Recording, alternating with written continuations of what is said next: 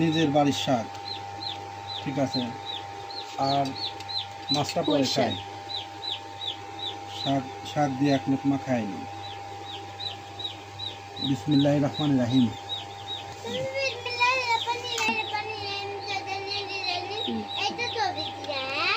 গোস্ত, গোস্ত নিলাম, এই যে আস্ত রসুন, এই দেখেন একটু ঝোল নিলাম,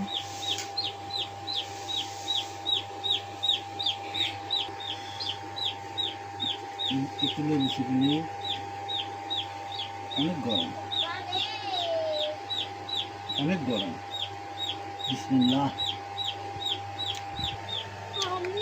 এই দেখেন রসুন,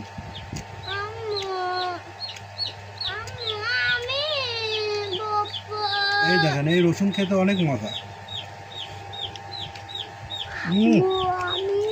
সেই টেস্টি, সেই টেস্টি। মাশাআল্লাহ, আলহামদুলিল্লাহ, অনেক স্বাদ।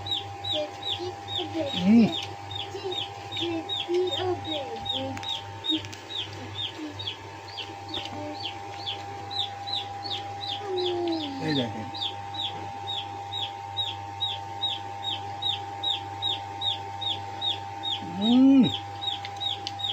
সেই স্বাদ।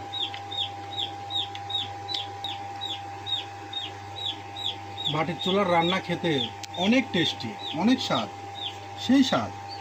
আমাদের বাড়িতে গ্যাস আছে, রাইস কুকার আছে, কিন্তু গ্যাসের রাইস কুকারে আমরা রান্না করতে দিই না। আমি আমার কথা যে মাটির চুলায় রান্না করো, যখন কোনো কাজ কাম বেঁধে গেলে পারে রাইস কুকারে রান্না করে, না হলে গ্যাসে রান্না করে, কিন্তু সচরাচর আমাদের মাটির চুলায় রান্না করে, সেই স্বাদ। মাটির চুলায় রান্না করা যে স্বাদ পাবেন, অন্য কোনো জায়গায় আপনারা এই স্বাদ পাবেন না, সেই স্বাদ। এই স্বাদের জন্যই আমি মাটির চুলা ছাড়া অন্য কিছুতে রান্না করতে দিই না। রান্নাটা অনেক টেস্ট হয়েছে, আলহামদুলিল্লাহ।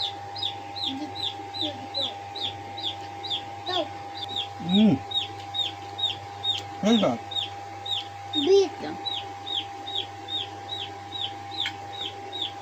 এই দেখেন আপনাদের দেখাই,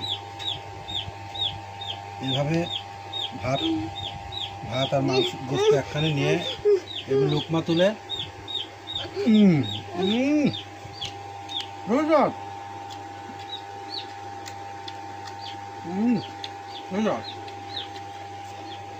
আলহামদুলিল্লাহ। সবাই ভালো থাকবেন।